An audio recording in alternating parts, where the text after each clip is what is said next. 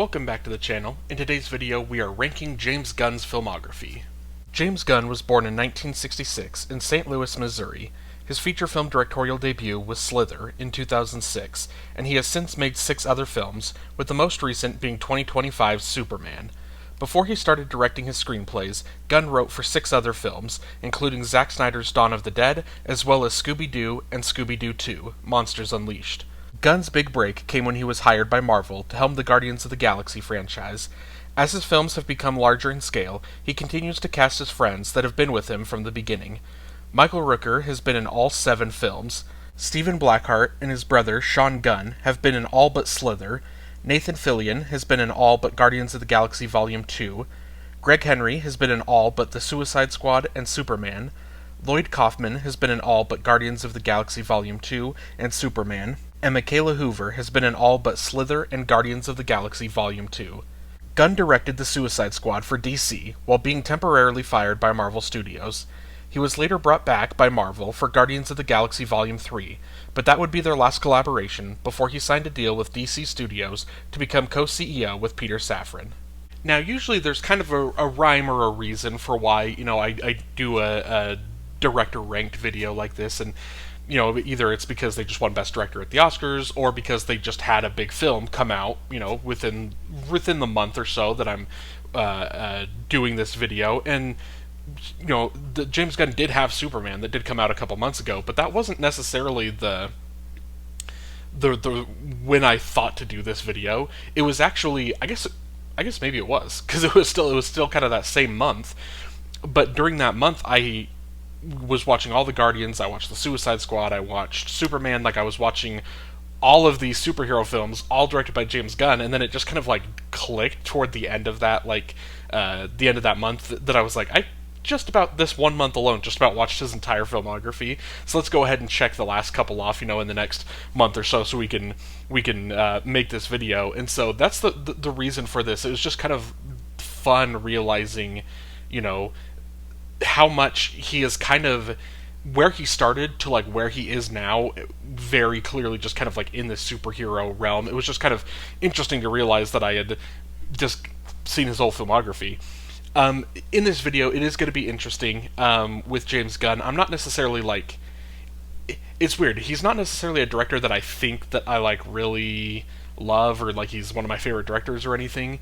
But then when we get to this list, there are a lot of his films that I truly love. So it's a very interesting director for me.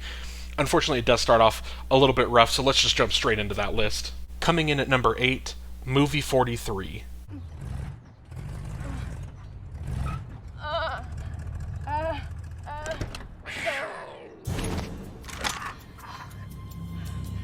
A series of interconnected short films that are the backdrop for a maniac screenwriter who pitches insane storylines featuring some of Hollywood's biggest and brightest. Movie 43 was released in 2013, and Gunn's short film segment would be his 3rd film, if you count this as his film. His segment stars Elizabeth Banks, Josh Duhamel, and Emily Allen Lind. I don't want to talk about this film. I don't. I've seen things reviews and stuff before about this film. I'd heard it was bad. It's a comedy that never even once got me close to laughing. So yeah, I don't really want to talk about this. Instead, what I want to do is let's run through that list of everyone that was in this film. Dennis Quaid, Greg Kinnear, Hugh Jackman, Kate Winslet, Jeremy Allen White, Liev Schreiber, Naomi Watts, Anna Faris, Chris Pratt, Kieran Culkin, Emma Stone, Richard Gere, Kate Bosworth, Justin Long, Jason Sudeikis, Uma Thurman, Bobby Cannavale, Kristen Bell, Leslie Bibb, Katrina Bowden, Christopher Mintz-Plasse, Chloe Grace Moretz, Patrick Warburton, Matt Walsh, Gerard Butler, Johnny Knoxville, Sean William Scott, Halle Berry, Stephen Merchant, Terrence Howard, Elizabeth Banks, Josh Duhamel, Commons, Seth MacFarlane, J.B. Smoove, and Jack McBrayer. Again, I don't want to talk about this film, so I really don't want to do any research. I don't want to look into this film. So maybe just let me know in the comments what happened here. I feel like I remember years ago seeing a YouTube video that was talking about how everyone here was kind of contractually obligated, they had to do this movie. Maybe I'm getting this mixed up with another parody spoof movie. But I just can't imagine you got that many people to just sign off on whatever this is. This is an abomination. I talked about it more than I wanted to. We're moving on. Coming in at number 7, Slither.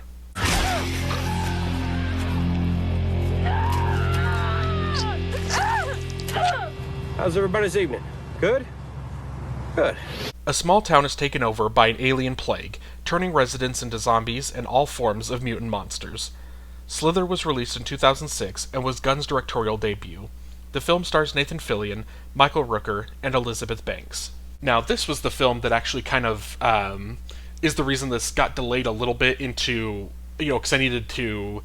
I was watching this in October for like my horror movie, and I put it off for that reason because it's interesting that it is where James Gunn started in horror, but then this is really his only horror film. Yeah, like I mean, unless you count movie 43 as horror.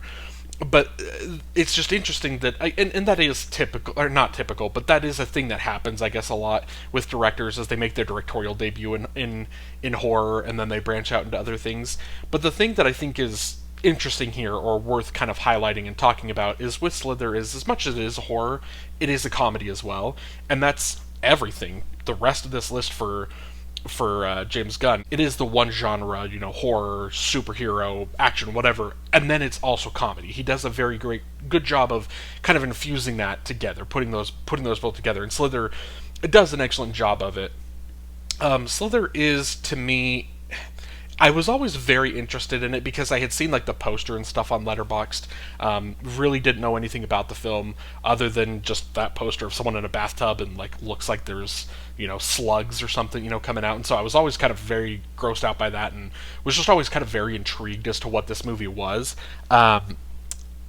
When I watched it, I can definitely see this being a type of horror film that works for a lot of people, but it ultimately just didn't come all the way together for me. With that said, I still had an okay time with the film, so I don't want you to like see the it's second to last on this list and immediately think he doesn't like it or dismiss it, because James Gunn has a very interesting filmography where there's a top 5, and it is a top 5, and that I think is like almost not debatable unless you're just like a super fan for Slither. Really is like the only other film that I can see like you making an excuse to like have that bumped up into your top 5. And again, I think that there are some people that this really is like their niche, like it is something that they would truly love. But for me, I thought it was an okay film, and it's a definite, you can tell it's a directorial debut. It is very, I think if James Gunn was to remake it now, I think he would, for the most part, keep a lot of it the same. James Gunn isn't the type of director to me that I think like is ashamed of his like old work necessarily, to the point that like he would just redo it all in a different way. I think he would keep a lot of it kind of the same. I think he's the type of director that's probably fond of his previous work, but he would maybe just make it better, obviously make it look better, higher budget, different things like that. And I wouldn't even say different actors. I think he clearly seeing James Gunn how he has operated throughout his entire career post Slither. It's a lot of the same people, so I think he would keep the cast. I think he would just remake it and make it a little bit better with a bigger budget would be the only thing, because there are a couple of the effects that aren't necessarily great. There's some moments that aren't the marriage between the comedy and horror doesn't always click. So there's just a couple things you can kind of nitpick, but for the most part, I think it's a fine film that I do think maybe not a lot of people, but like a certain group of people would definitely appreciate more than I do. Coming in at number 6, Super.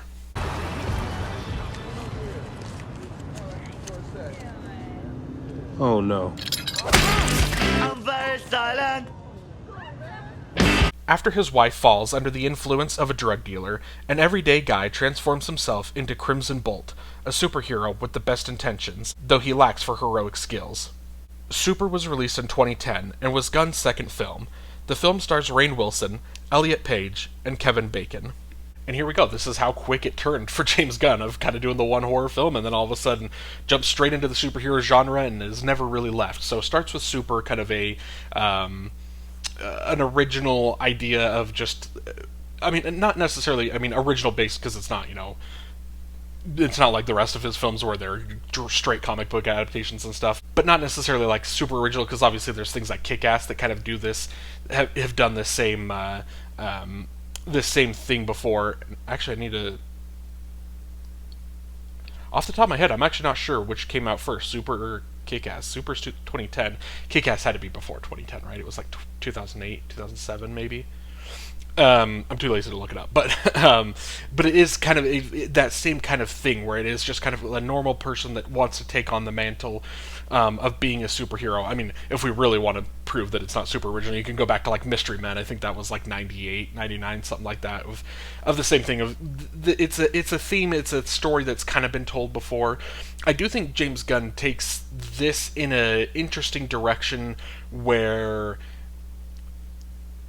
you very quickly can kind of see that he is out of his league and he's out of his element and he really doesn't have much of a chance, and you can see that like the stakes and what he's getting into is so serious, and it's so like, but in his head he's so blinded by just getting his vengeance and getting his girl back, and like, but he doesn't fully grasp everything that's happening until it really starts happening, and then all of a sudden he's really like grasping it and understanding what's going on. But then that's when he's got Elliot Page as the sidekick kind of coming in, and really at that point it's more so with Elliot Page's character being the one that's kind of continuing to push him to go through this. So I do think it is kind of, it's interesting in that way that it is, I do think it works really well being like a rated R, very kind of gritty and very, bloody, and like it does a good job of kind of pushing the boundaries to tell the story of just like a random Joe that thinks he can just go be a superhero and trying to infiltrate some sort of crime syndicate. Like, it's not going to be some easy task, and so I do think that works pretty well. What I will say here for Super is, again, I do like it more than Slither, but it is so far below the rest of the superhero adaptations that James Gunn has done here. And for me, I do think a part of it is, like I said, everything James Gunn does, it's kind of the one genre, so here's the superhero, and then there's the comedy.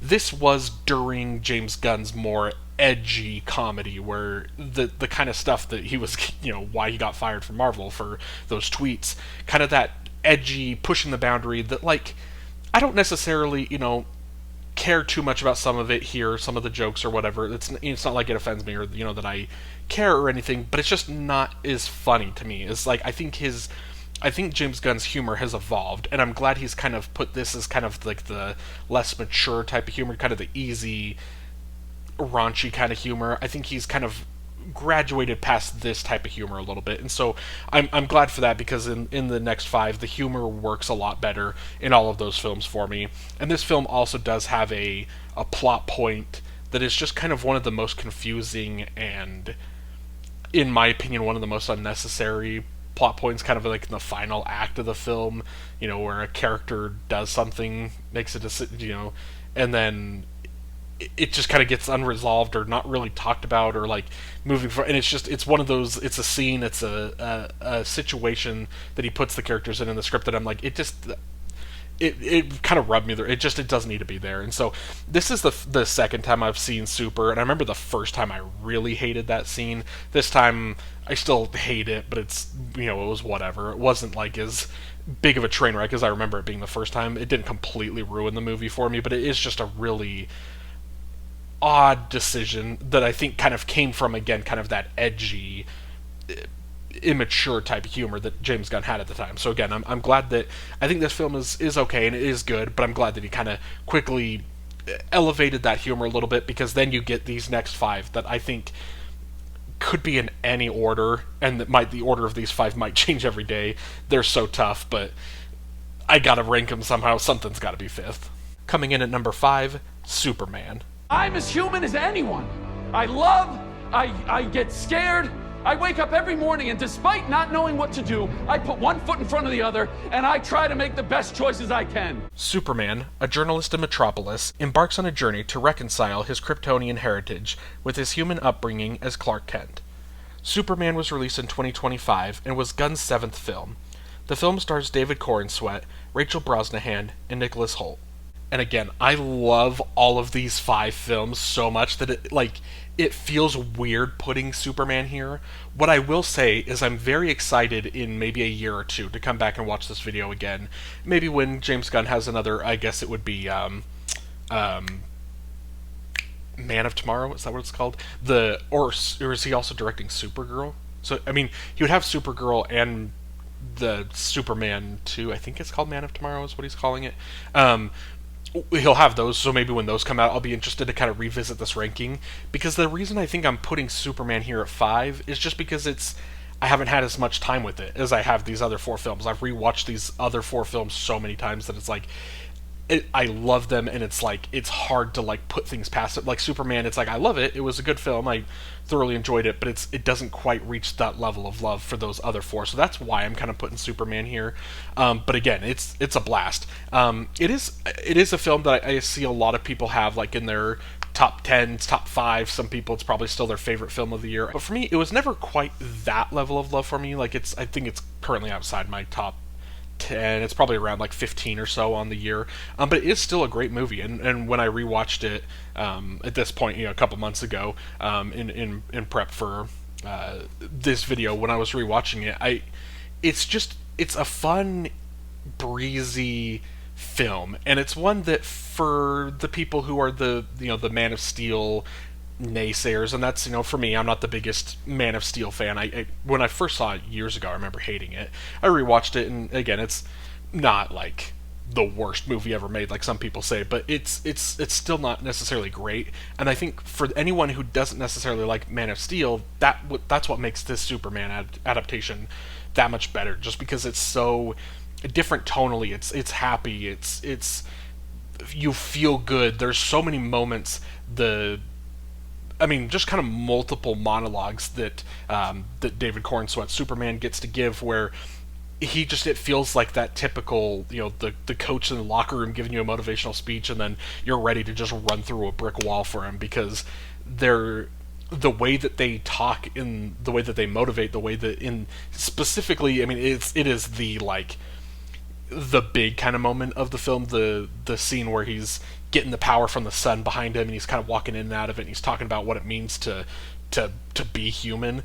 It's just such a beautiful and reaffirming. Like, you feel so good listening to that speech. So there's so many of those type of moments in this film that I think is why it kind of captured so many people and really became like a favorite for so many people, is because it's, for some people, maybe, that don't watch a whole ton of superhero films, maybe they go into this thinking, oh, it's just going to be superhero, whatever, and then they come out being like, oh, there is so much heart in this film.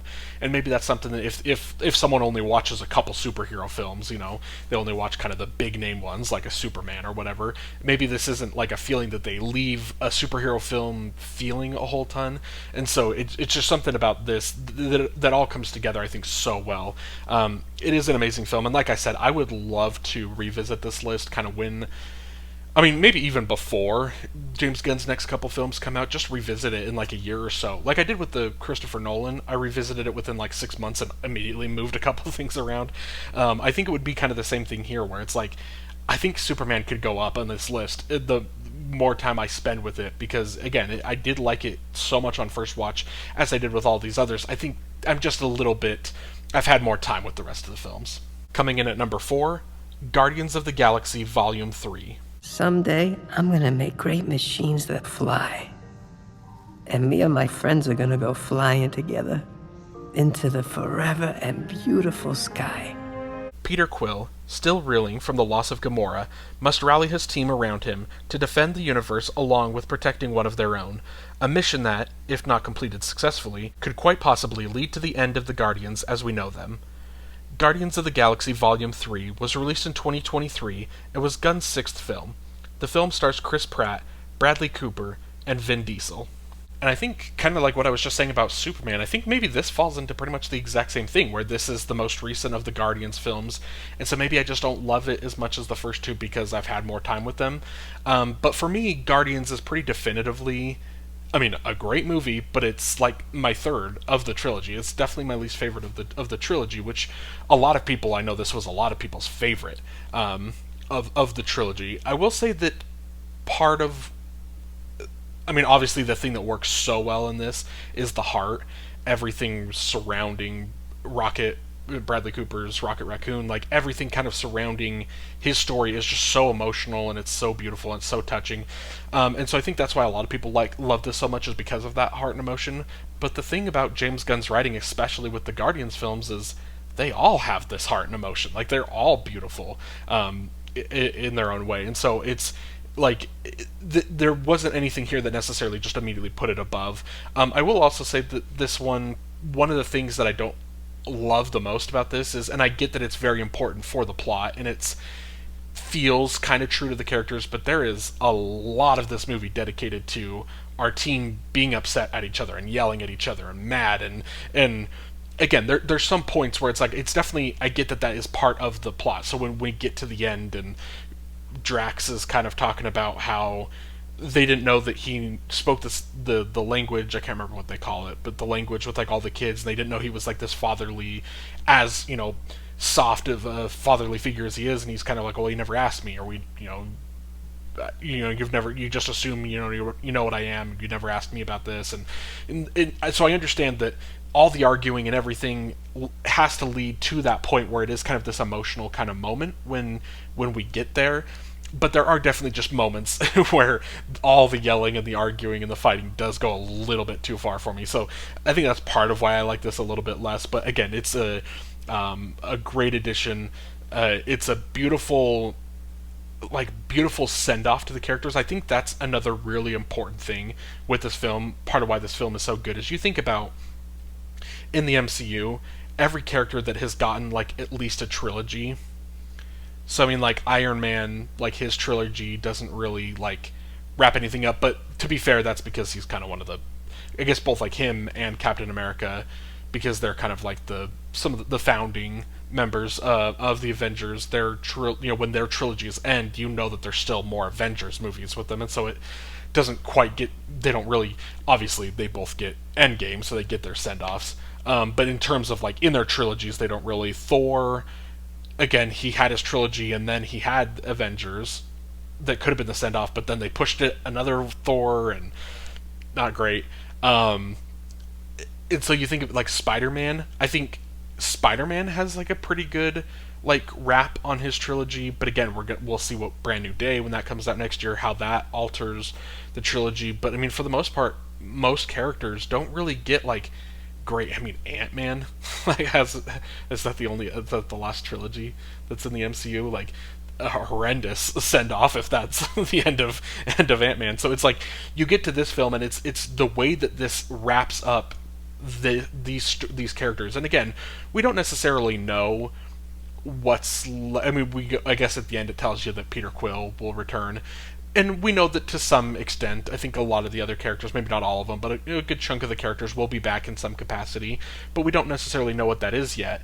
And whether they come back or not, this film wraps up their storylines in such a beautiful way that it's a film that a superhero film with a very intimidating villain that I think is part of why I think a lot of people really like this. But then it really just comes down to the emotion of that storyline, and then how the film ends, the final like 20 minutes or so with Dog Days Are Over playing at the end.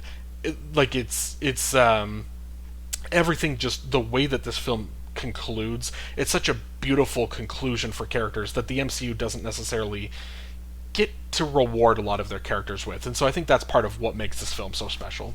Coming in at number 3, The Suicide Squad. Yo, is this a dog? What? Is this thing a dog? A dog? Supervillains Harley Quinn, Bloodsport, Peacemaker, and a collection of nutty cons at Belle Reve Prison join the super-secret, super-shady Task Force X as they are dropped off at the remote, enemy-infused island of Corto Maltese. The Suicide Squad was released in 2021 and was Gunn's 5th film. The film stars Margot Robbie, Idris Elba, and John Cena. Now, I think maybe this is going to be kind of like the biggest surprise. Maybe there's another surprise coming up. But this, I think, is kind of the biggest surprise of the video. Is I bet a lot of people probably have the Suicide Squad a little bit lower. Definitely probably like below Superman. And probably Guardians 3 as well. But for me, the Suicide Squad was such a fun theater-going experience because it just caught me so off guard when I went in and saw it. I just kind of, at that point in my life especially, I was very much kind of like a Marvel guy. Like, I was just an MCU fan, and so I didn't hate, but just didn't like DC, and I just kind of viewed it as like little brother, and so I just kind of went in with no expectations, didn't really see any trailers, didn't know much about the film. The only thing I did know was that it was James Gunn, and that I knew that it was like a lot more colorful and bright and vibrant from like the original Suicide Squad, which I think I've really only seen that one. Maybe I've seen it twice, but I've probably seen it twice. But I remember like it's another one that like I didn't hate it, but there was like nothing special about the original Suicide Squad to me. The only kind of real memorable things really was kind of a Margot Robbie, and so kind of having that in the back of my mind going into this, knowing that it was going to be different, but I still just wasn't prepared for how different and how much better, how much funnier it was going to be. Like I was just completely caught me off guard. And at this point in James Gunn's filmography, I guess he had done some R-rated films that I hadn't seen, and so actually had I seen Super? I don't know if I had. I probably had seen the Suicide Squad was probably the first R-rated James Gunn film, because at that point I really only kind of knew him just as the Guardians director, and so seeing the way that he was able to take the same thing of like superhero genre but with comedy but make it R-rated, I think was just very fun. And again, this is kind of close. I think I talk about like with Super, like how he kind of graduated from like the raunchy, immature humor. This is kind of similar. There are bits of it. I think he does some of the real edgy stuff that James Gunn thought was funny. I think he's kind of cleaned all that up, but he still left it kind of as like a very raunchy a comedy here. And so I do think that a lot of that works very well. All of the characters are amazing in this, and I think this is what like you need if you have a Thunderbolts or like the original Suicide Squad. This is what you need to do, or the Guardians of the Galaxy. This is what you need to do if you have a group, or if you have a story where it's like you just have a group of random characters, is you need to bring in these random guys. You need to bring in a Polka Dot Man, you need to bring in a Rocket Raccoon, you need to bring in a Groot, a tree. You need to bring in these random characters, but then still just treat them with the respect and treat them with like the utmost importance. Like they are a complete random person that really you can tell isn't going to be like the savior of the film or going to be the hero of the film, but you treat them with that respect, and you don't necessarily just treat them as like a punching bag the entire time. You give them moments to shine, or moments where they come through and they do something. And like in this film, Polka Dot Man gets the moment kind of at the end where he realizes, I can't remember exactly what he says I'm a hero or something at the end when he or I saved the day or whatever he says is kind of his last scene. There's definitely like you get these characters, you treat them with this respect, and it really can kind of like bring like it makes you love kind of a group of misfit characters. I think we all kind of like that. You like the group of misfits. That's a very common like I'm sure The Breakfast Club isn't the first one to do it, but I mean, like you get these films that's a very big theme in cinema where you get a ragtag group of misfits all together, and they don't necessarily get along in the beginning, but by the end they're best of friends, and you feel like you kind of went on this personal journey with them, and you love these characters. And I think the Suicide Squad does that so well, and it does it the best for me, honestly, is with Ratcatcher 2. Her performance Danielle Melchior. I've learned how to say her name once in a previous video and forgot it now, but I think it's like Melchior or something. She's phenomenal in the Suicide Squad, and her moment, and it's so insane because this is around the time of like, is this the same year as Love and Thunder? Or maybe it's like a year before Love and Thunder, but like Taika Waititi he only is in this for like one scene, but that scene is so emotional and so beautiful, and it's like you look at it and you're like, I guess this was around the time of like Next Goal Wins and Love and Thunder, and kind of around when everyone kind of soured on Taika Waititi. And it's crazy because I'm like, there is something here. Oh, and Free Guy kind of was in that same area, so it was like really right when everyone kind of turned on him. But like his one scene in this is so beautiful and so emotional. It's like there is something still there with Taika Waititi. I refuse to just completely like give up on him. But that scene that he has with Ratcatcher 2, very brief and emotional, and then that flashback kind of ends and it goes into this very kind of big powerful moment for Ratcatcher 2. Like there's just so many things here, like moments like that where it's just like the James Gunn, he knows how to like especially with music, that's something I can't believe I haven't mentioned this yet at any point in this video. Is just talking about how much James Gunn loves music cues, but using the music, using the emotion, kind of building up to something, and then just delivering something so emotional from a film that's like, and even in that moment, like, it's just like, that shouldn't be an emotional moment. They're fighting a big starfish that has a big giant eye, you know, like, it's this creepy, like, this isn't a moment that should be like so like emotional or touching, but he finds a way to do it. And James Gunn he's really crafted that with all of his films, of really being able to, again, take these misfit characters, bring all the emotion out, and put it all out there. And so it balances out like all of the comedy so well. Like they blend together, and you just get full emotions on both sides. And so it just feels like, when you leave the theater, you just feel like you got this full experience, because you experience so many emotions and so many things. And that's when James Gunn has that working, which I think he does in all 5 of these top 5 films. He has it working in all of them, that makes them all just such great films. Coming in at number 2, Guardians of the Galaxy. I look around at us. You know what I see? Losers. Light years from Earth, 26 years after being abducted, Peter Quill finds himself the prime target of a manhunt after discovering an orb wanted by Roman the Accuser. Guardians of the Galaxy was released in 2014 and was Gunn's 3rd film. The film stars Chris Pratt, Zoe Saldana, and Karen Gillan. Now, I had just mentioned with the Suicide Squad that maybe that was the big surprise, and then I just remembered this is probably also a pretty big surprise. For anyone who didn't see my MCU ranked video, and I'll put a link to that in the description as well, because I made this decision in that video where I was debating between Guardians and Guardians Volume 2, and I think I ultimately, we'll talk about Guardians 2 obviously in a minute when we get there, but I ultimately kind of wanted to just, because I do love them almost virtually the same, I did want to be like different, because because I think when you do these ranking videos, it can kind of get boring if everyone just, like, if my ranking was just whatever the Letterboxd rating ranked was, so it's like I'm being as non-controversial as possible with like any picks, like that just doesn't create like a fun video or a fun ranking. And so I wanted to make sure that I was kind of being a little bit different and kind of just being honest really with myself. So again, we'll talk about that more with Guardians 2. Let's talk about the first Guardians. It was such a breath of fresh air, such a different experience. And so this was actually one that I saw this before I'd really seen much else in the MCU, because I knew it was the first film, so I knew I didn't have to have all the prior knowledge of everything else MCU. I knew I could go in, and I knew it was a comedy. And at that point, I wasn't really big into superhero films, so that's what I was really looking for, was comedies. And so once I knew that that's what Guardians of the Galaxy was, I was all in.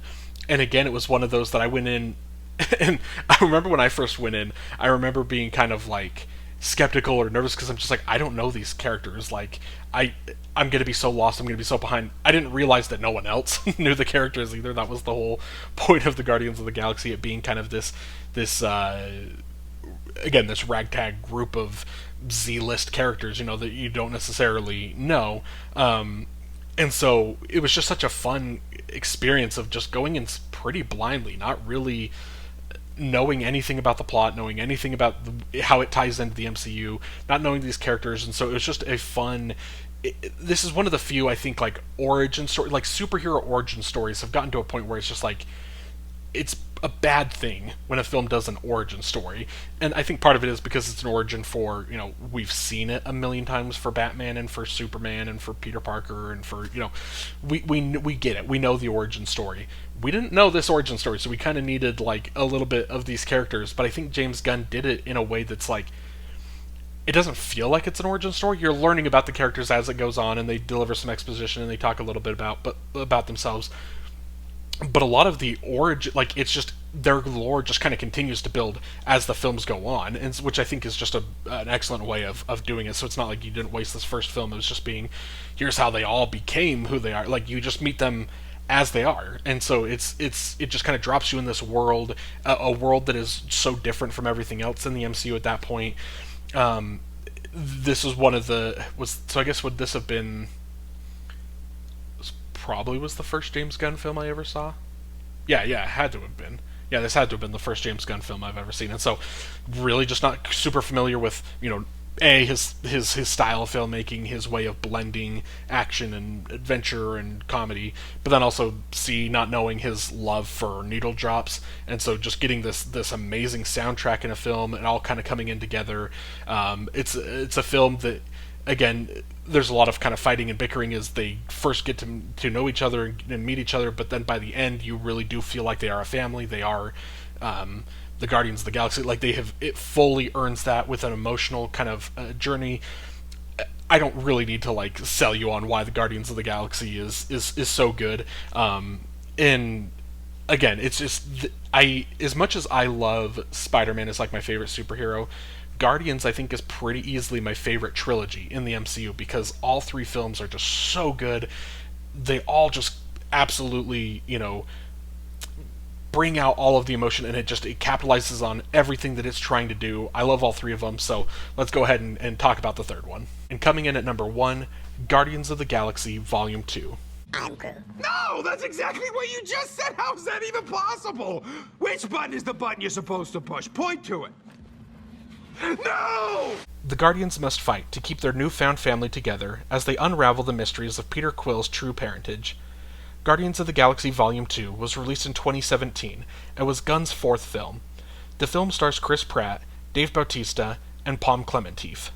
And again, I think this is the biggest shocker for a lot of people because Guardians of the Galaxy Volume 2, I think, is pretty consistently everyone's like third. Like, it's number 3 on a lot of people's ranking the Guardians films. And then there's some people like Hat Guy on the Escape podcast, I think, like, hates this film with a passion. Like, I've seen some other people like on TikTok and stuff like that, they'll like talk about how they just don't like this film, and to me that's just like baffling. I don't know how someone can watch this and not love it. Like, it is just, I think it is just immediately on par with, like, it's a great continuation of the first characters, or the first film, but then it adds in new characters, it adds in Peter's dad, and it brings in Pom Klementieff, and it expands the Ravengers. Like, it does all these different things that, like, almost at times maybe feels like there's too much going on, but it is still, because it's always so focused on the one thing, or it's so focused on like whatever the narrative story that's being told is.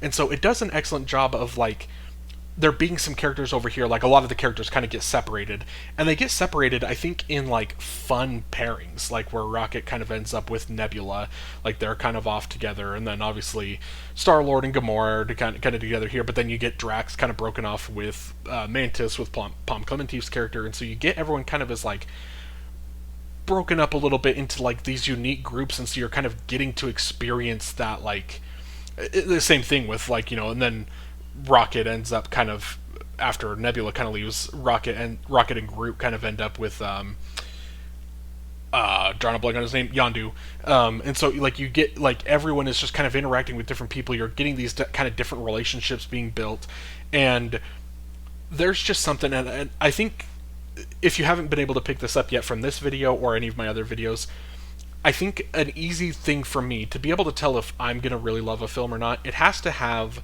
like, multiple emotions. I have to laugh really hard, and I have to feel very strongly, whether it's a sad emotion or horror. Like, there just has to be multiple things. You have to get me to feel, like, really scared, but also laughing, or, like, emotional, like, to the point I'm gonna cry. Like, I have to feel emotions with my films, and there's something about the ending of Guardians 2 for me that I'm so emotional every time I watch the end of Guardians 2, the last, like, third act. Everything that happens, the sacrifices characters make, the decisions that some characters make, like, everything about it, I'm already having a great time loving this film, and then it's just the gut punch of an end that is just so, like, emotional but beautiful. And I think that's the key thing too, is it is kind of an emotional end, but then the film kind of goes an extra 10-15 minutes that maybe I didn't think it would have, and then those 10-15 minutes, it becomes just like an emotional ending, but just such a beautiful emotional ending.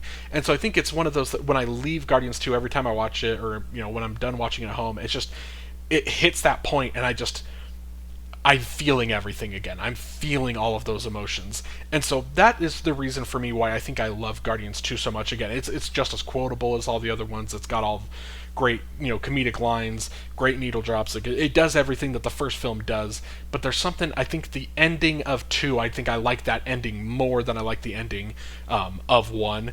And so that's why I kind of am bumping Guardians 2 up to number 1. And again, I get that this is probably controversial. Probably not a lot of people feel the same way, putting Guardians 2 as like their favorite of the trilogy or their favorite of just all of James Gunn's filmography.